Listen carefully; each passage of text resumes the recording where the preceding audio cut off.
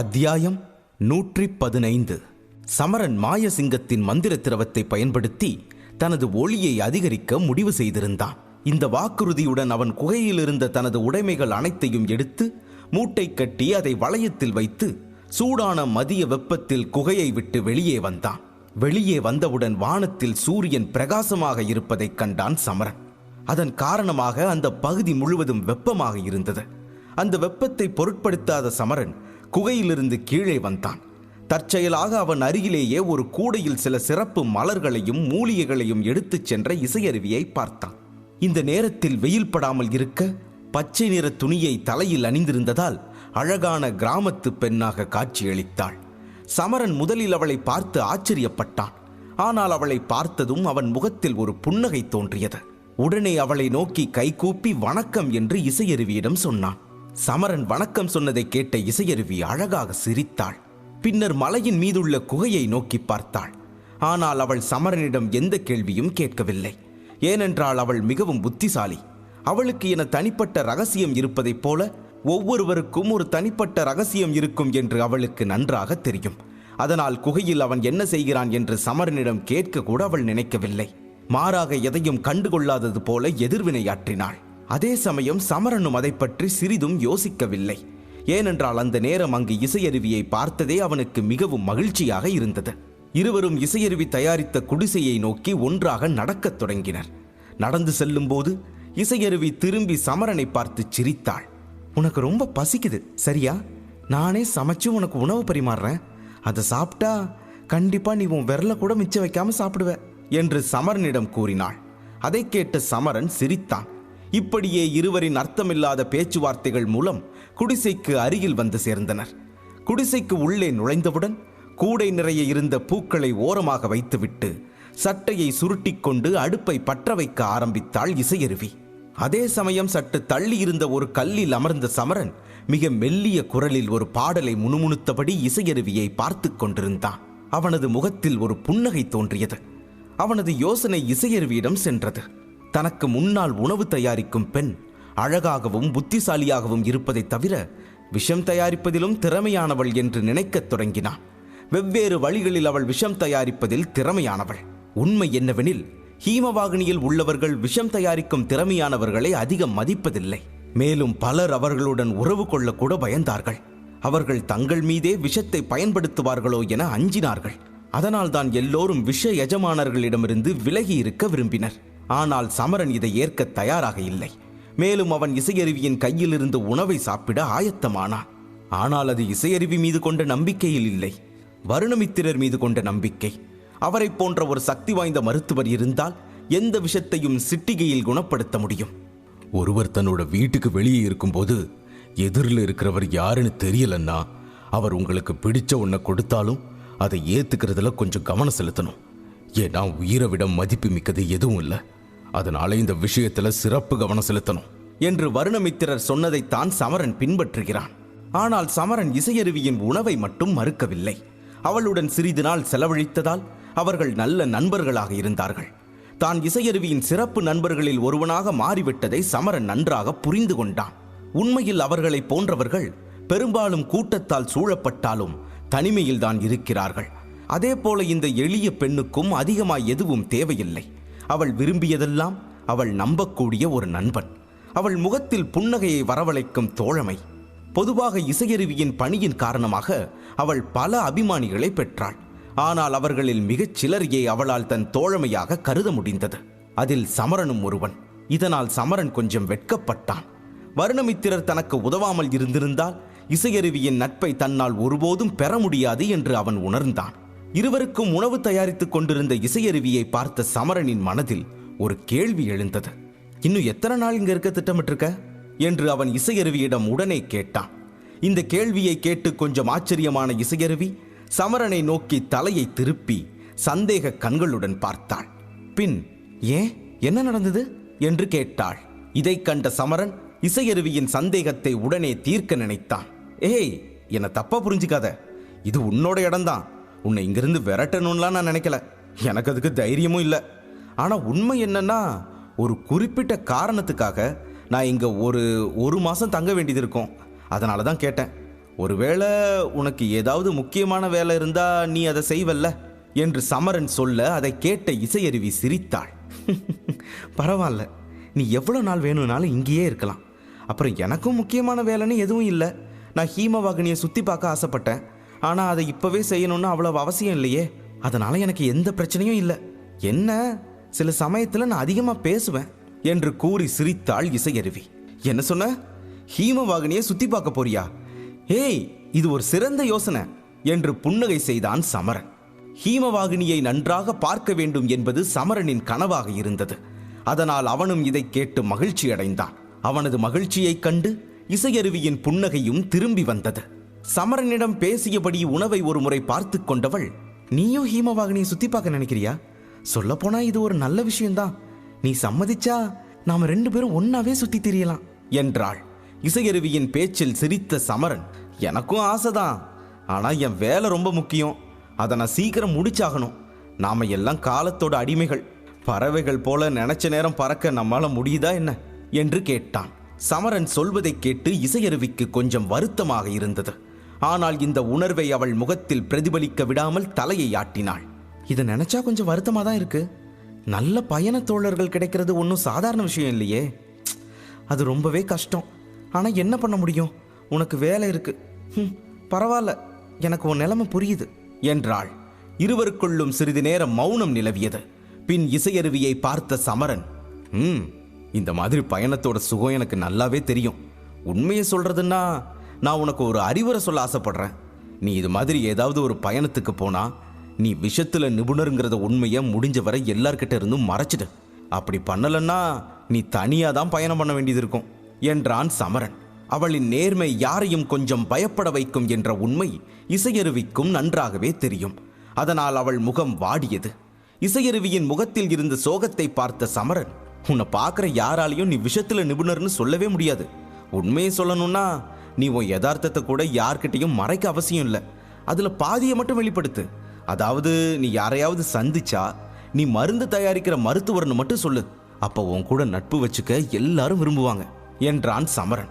நான் சீக்கிரமாவே விஷயத்துல நிபுணர் ஆயிடுவேன். எல்லாரும் பயப்படக்கூடிய ஒரு விஷய நிபுணர் ஆவேன். அப்ப யாரும் என்ன பலவீனமா நினைக்க மாட்டாங்க என்று இசையருவி சொல்ல, அவள் சொன்னதை கேட்ட சமரன் சற்று ஆச்சரியப்பட்டான். ஆனால் முகத்தில் ஆச்சரியத்தை காட்டாமல், நீ விஷயத்துல நிபுணர் ஆகிறதும் ஆகாததும் முழுக்க ஓ முடிவுதான். அந்த விஷயத்துல நீ என்ன செய்யணும் என்ன செய்யக்கூடாதுன்னு யாரும் உனக்கு சொல்ல மாட்டாங்க என்று இசையருவியிடம் சொன்னான். ஆனால் சமரனின் வார்த்தைகளை கேட்ட இசையருவி மேலும் சோகமடைந்து தலையை குனிந்து கொண்டாள். அந்த விஷயத்தை விட்டுடு, உனக்கு புரியாது. ஆனா எதிர்காலத்துல எப்போவாவது நாம சந்திச்சா நீ அப்பவும் என்ன உன் தோழியா தானே நினைப்ப. என்னை பார்த்து பயப்பட மாட்டேன்னு நான் நம்புறேன் என்று சோகத்துடன் கூறினாள். இசையருவியின் பேச்சு சமரனுக்கும் வருத்தத்தை தந்தது. அவனும் சற்று கலங்கினான். அதே நேரம் உணவு தயாரானதை பார்த்த இசையருவி, சாப்பாடு தயார் என்று சிரித்தபடி கூறி அருகில் வைக்கப்பட்டிருந்த தட்டுகளில் உணவை பரிமாறத் தொடங்கினாள். சமரன் தட்டை கையில் எடுத்தவுடனேயே அதன் நறுமணம் தெரிய இசையருவியை பார்த்து சிரித்தான். சமரனின் கண்களில் நீண்ட நாட்களாக நல்லதையே சாப்பிடாதது போல ஒரு பளபளப்பு இருப்பதை இசையருவி கவனித்தாள். மேலும் உணவு சூடாக இருந்தாலும் சமரன் அதை அவசரமாக சாப்பிடத் தொடங்கியதால் கிட்டத்தட்ட அவன் கண்களில் இருந்து கண்ணீர் வந்துவிட்டது. இதை பார்த்த இசையருவியால் சிரிப்பை அடக்க முடியவில்லை. மேலும் சமரன் தாராளமாக சாப்பாட்டை சாப்பிட்டுக் கொண்டிருந்தான். அவனுக்கு அந்த உணவு மிகவும் பிடித்திருந்தது. மேலும் சமரன் தன் மீது எவ்வளவு நம்பிக்கை வைத்து அதை சாப்பிடுகிறான் என்பதை இசையருவி உணர்ந்து கொண்டாள். அதனால் அவள் முகத்திலும் புன்னகை வந்தது. பின் எதையும் யோசிக்காமல் அவளும் வேக வேகமாக சாப்பிட ஆரம்பித்தாள்.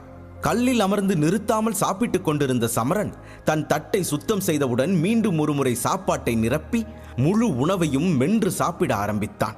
பிறகே வயிறு முழுவதுமாக நிரம்பியிருப்பதையும் அதில் சிறிதளவு கூட உணவுக்கு இடமில்லை என்பதையும் உணர்ந்தான். சிரித்துக்கொண்டே தன் வட்டமான வயிற்றை தட்டியபடி இசையருவியை பார்த்தான். அப்பா, என்ன ஒரு சுவையான உணவு! நான் உண்மையை சொல்லவா, உன்னை திருமணம் செஞ்சுக்க போறவன் ரொம்ப கொடுத்து வச்சுவன் என்றான் சமரன். இதை கேட்டு ஆச்சரியப்பட்ட இசையருவி, திருமணமா? எனக்கா? உனக்கு தெரியாதா? ஹீமவாகினியில உள்ள விஷ நிபுணரை திருமணம் செய்யறது ஒன்றும் அவ்வளவு சாதாரண விஷயம் இல்லை. ஏன்னா அப்படிப்பட்ட மனைவியோட வாழ எந்த கணவனும் விரும்ப மாட்டான். விஷம் கொடுக்குறோமோ இல்லையோ அதெல்லாம் அப்புறம் வர்ற விஷயம். அதுக்கு முதல்ல கல்யாணம் நடக்கணுமே. ஏன்னா மக்களோட எண்ணம் என்னன்னா விஷநபுணரோட நட்பு பகை இரண்டுமே ஆபத்து தான். அப்புறம் எங்க என் திருமணத்தை பத்தி பேச என்று விரக்தியாக சொல்ல சமரன் சங்கடத்துடன் தலையை ஆட்டினான். இசையருவி வாழ்நாள் முழுவதும் தன் உண்மையான துணையை தேடிக்கொண்டிருப்பாள் என்பதை புரிந்து கொண்டான். ஆனால் இந்த வாழ்க்கை பயணத்தில் அவளுக்கு துணையாக இருக்க யாரும் தயாராக இல்லை. ஏனென்றால் சிறு சண்டையில் கூட இசையருவி கோபத்தில் தன் கணவனுக்கு விஷம் கொடுக்கலாம் என்ற பயம் அனைவருக்கும் இருந்தது. ஆனால் இசையருவி மேல் வீரர்கள் எவ்வளவு பைத்தியமாக இருக்கிறார்கள் என்பதையும் சமரன் பார்த்திருக்கிறான். அதனால் இசையருவி தேவையில்லாமல் எதிர்மறையாக சிந்திக்கிறாளோ என்றும் யோசித்தான். எல்லோரையும் பயமுறுத்தும் விஷ நிபுணர்களை பற்றி சமரனும் கேள்விப்பட்டிருந்தான். ஆனால் இசையருவியை பார்க்கும்போது அவள் அவர்களில் ஒருவரல்ல என்று அவனுக்கு புரிந்தது. அதன்பின் இருவரும் சாப்பிட்டு முடித்ததும் இசையருவி பாத்திரங்களை கழுவ எடுத்துச் சென்றாள். அவள் திரும்பி வந்த சில நொடி இருவரிடமும் அமைதி நிலவியது. பின் பெருமூச்சுடன் சமரனை பார்த்து சிரித்த இசையருவி, நாம எப்பவாவது திரும்ப சந்திப்போம் சமரா. ஆனா அது எப்பனாலும் நீ என்னை வெறுத்து ஒதுக்கிடாத. ஏன்னா உன்னோட வெறுப்பு என்னை ரொம்ப காயப்படுத்தும் என்று சொல்லிவிட்டு குடிசைக்குள் இருக்கும் அறைக்குள் சென்று விட்டாள். சமரன் கல்லில் அமர்ந்து அவள் செல்வதையே பார்த்து கொண்டிருந்தான். பிறகு இசையருவி சொன்னது போல விஷநிபுணர் ஆனாலும் அதில் என்ன தவறு என்று யோசிக்க ஆரம்பித்தான். சமரன் ஒருவரின் வேலையை பார்த்து வெறுக்கும் ஒருவன் அல்ல. அதனால் இசையருவி ஏன் இப்படி சொல்லியிருப்பாள் என்று யோசிக்க ஆரம்பித்தான். பிறகு இன்னும் சிறிது நேரம் யோசித்துவிட்டு சமரன் மெதுவாக எழுந்து குடிசையை விட்டு வெளியே வந்து மலையின் விளிம்பில் நின்று தலையை உயர்த்தி வானத்தில் எரியும் சூரியனை பார்க்கத் தொடங்கினான். அப்போது சமரன் தனது கால்களை தரையில் பலமாக அடித்தவுடன் ஒரு சிறிய வெடிப்பு ஏற்பட்டது. அதனால் சமரன் அந்த மலையை வேகமாக ஏறத் தொடங்கினான். பின்னர் இதே போன்ற அடுத்தடுத்த சிறிய வெடிப்புகளின் உதவியுடன் மலையின் உச்சிக்கு ஏறினான். அங்கிருந்து குடிசை ஒரு கைதூரத்தில் தெரியும். அது மதியம் என்பதால் பிரகாசமான சூரிய ஒளியில் சமரனின் உடலும் சூடாகத் தொடங்கியது. மேலும் அது அவனது உடலை விட வெப்பமான ஒன்றாக இருந்தது. அங்கிருந்த மலையின் கற்கள் எவ்வளவு நேரம் அந்த வெயிலில் காய்ந்தன என்று தெரியவில்லை. ஆனால் சமரனின் கால்கள் கற்களில் பட்டுக்கொண்டே இருந்ததால் கால்களை உயர்த்தி அவற்றின் சூடை தவிர்க்கத் தொடங்கினான். சமரன் மலைக்கு சற்று முன்னால் சென்றபோது சூரியனின் வெப்ப கதிர்களால் ஒரு பெரிய கல்லின் மீது நீராவி வெளியேறுவதைக் கண்டான். இதை பார்த்த சமரனின் மனதில் ஏதோ எண்ணம் தோன்ற அந்த கல்லில் உட்கார முடிவு செய்தான். ஆனால் அவன் அந்த சூடான கல்லில் அமர்ந்தவுடன் தனது தோள் எரிவதை உணர்ந்தான். அதனால் அவன் தனது பற்களை அரைக்க ஆரம்பித்தான். சமரனின் நெற்றியில் சூடு அதிகமாகி வியர்த்தது. ஆனால் சமரன் நேராக அமர்ந்து தனது உடலின் வெப்பத்தை பொருட்படுத்தாமல் பயிற்சி நிலையை எடுத்து பின்னர் இரு கைகளையும் மூடிக்கொண்டு மனதை அமைதிப்படுத்தத் தொடங்கினான். சமரன் தனது மனதை கட்டுக்குள் கொண்டு வந்ததும் தன் முழு உடம்பிலும் ஆற்றல் பாய ஆரம்பித்ததை உணர்ந்தான். இந்த சக்தி சமரனின் நெருப்பு மூல சக்தியால் ஆனது. இது சமரனின் உடலில் ஒவ்வொரு பகுதிக்கும் சென்று கொண்டிருந்தது. சமரன் தனது சக்திகள் மிக வேகமாக பாய்வதை உணர்ந்தான். அதனால் அவன் தொப்புளில் வளரும் சூறாவளியில் அதிக சக்திகளை செலுத்த ஆரம்பித்தான். அந்த சூறாவளியில் அவன் நுழைந்தவுடன் சமரனின் சக்திகள் நேரடியாக ஊதா நிற ஒளி தங்கியிருக்கும் சக்தி பீடத்துக்குள் சென்றது. அப்போதுதான் சமரன் வர்ணமித்திரரின் வேடிக்கை பேச்சு உண்மையில் வேலை செய்வதை உணர்ந்தான். ஏனென்றால் பிரகாசமான சூரிய ஒளியில் பயிற்சி செய்தவுடன் அந்த ஊதா நிற ஒளி மெதுவாக திறக்க ஆரம்பித்தது. மேலும் திறக்கும் போது வெளிச்சம் பெரிதாக தொடங்கியது. சமரன் தியானம் செய்யும் போது அந்த ஊதா நிற மாய ஒளி எழுவதைக் கண்டான். அவன் தன்னை சுற்றி அதிக வெப்பத்தை உறிஞ்சத் தொடங்கினான். உடனே தனது பயிற்சி வேலை செய்வதை புரிந்து கொண்டான் சமரன். இப்போது சக்தி பீடத்துக்குள் தங்கியிருந்த ஊதா நிற ஒளி முன்பை விட பெரியதாகவும் சக்தி வாய்ந்ததாகவும் மாறியது. இதை பார்த்த சமரன் மெதுவாக கண்களை திறந்தான். பின்னர் தனது சேமிப்பு வளையத்தை தடவி அதிலிருந்து ஒரு பச்சை குப்பியை எடுத்தான். சூரிய ஒளியில் குப்பியை கவனமாக பார்த்தான். குப்பிக்குள் இருந்த மாய திரவம் அவனுக்கு தெரிந்தது. அதன்பின் பதட்டத்துடன் அதன் மூடியை திறந்த சமரன் மிகவும் கவனமாக குப்பியை சாய்த்து விரல்களில் வைத்தான். மந்திர சிங்கத்தின் மந்திர திரவத்தை 2 சொட்டு வெளிக்கொண்டு வந்தான். தன் விரல்களில் மந்திர திரவத்தை எடுத்த சமரன் அதை மெதுவாக நாக்கில் வைத்து சுவைப்பதுதான் சரி என்று நினைத்தான்.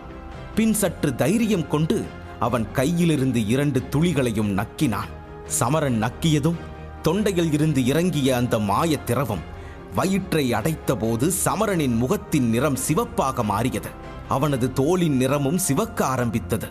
இதை பார்த்த சமரன் இந்த முறை தனக்கு என்ன நடக்கும் என்று தெரியவில்லை என்று மிகவும் பதட்டமடைய ஆரம்பித்தான்.